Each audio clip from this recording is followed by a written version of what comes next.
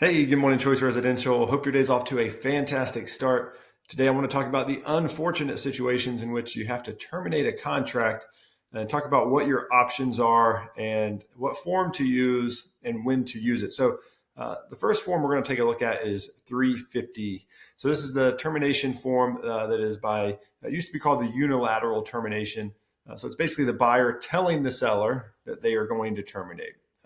This is meant to be used generally during the due diligence period, but it can also be used after the due diligence period has ended, which of course puts the buyer in breach of contract, but they have the right to breach the contract if they would like to. There's just certain repercussions. 350 is when you are terminating the contract.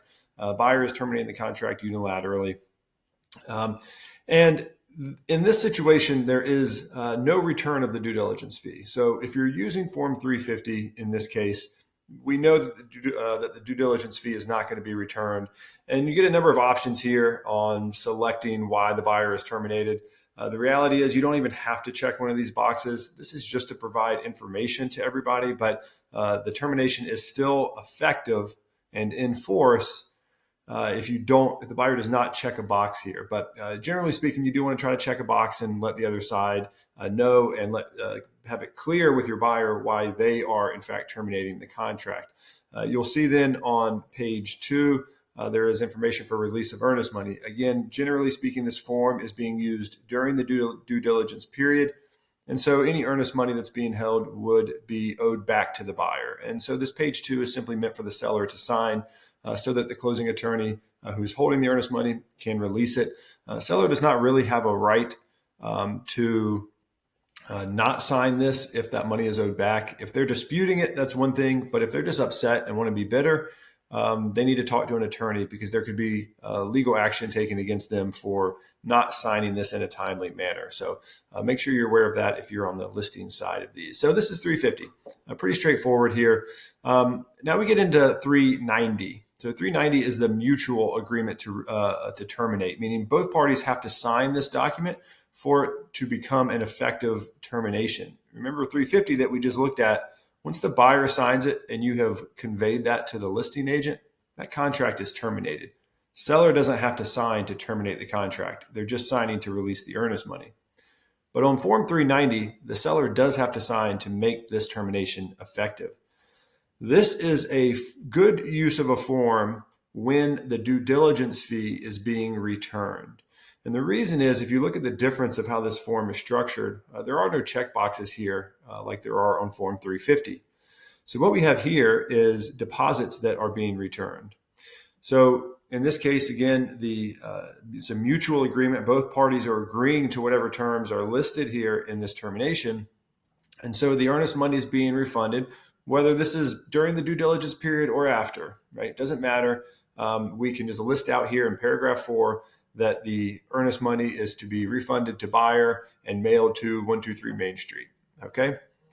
The next blank you get, though, is if any other amount or other consideration paid in connection with the termination of the contract, such amount or consideration is as follows. This is where you would enter in if the due diligence fee is being returned. So let's just say that you haven't settled this with the seller yet, and you're the buyer and the buyer agent. The buyer says, you know what, I think they did something they weren't supposed to. They didn't tell me about an unpermitted space. They lied on the property disclosure. Whatever it is, and the buyer thinks they should get their due diligence feedback. Well, this is where you would document that. And then you would send it over to the listing agent and say, hey, buyer unfortunately is terminating the contract because of XYZ. They expect the return of their due diligence fee.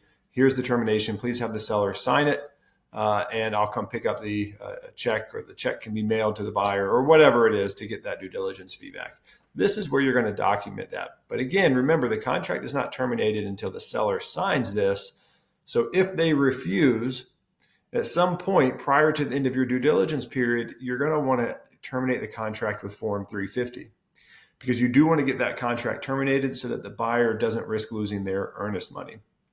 But just keep in mind, if you're trying to get the due diligence fee back, Form 390, the one we're looking at right now, is the form you're going to use to do that, to document that. Now, my advice to you is that you have that conversation with the listing agent, come to some agreement of what's going to happen.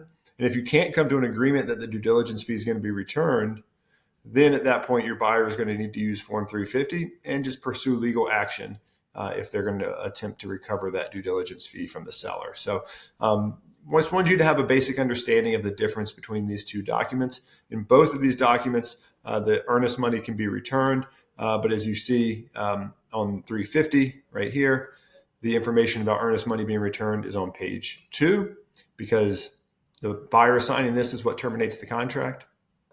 On Form 390, the earnest money being returned is in paragraph 4 here on page 1. And then you have the other blank where you can put other money. Maybe it's not due diligence money. Maybe it's partial due diligence money, whatever it is. But any other consideration other than the earnest money deposit would be here in the second blank. And then both parties signing on page 2 is what makes this termination effective and the other terms effective. So as always, if you have questions about this, reach out to Ashley or me, and we are happy to get you the answers you need. As always, until next time, take care.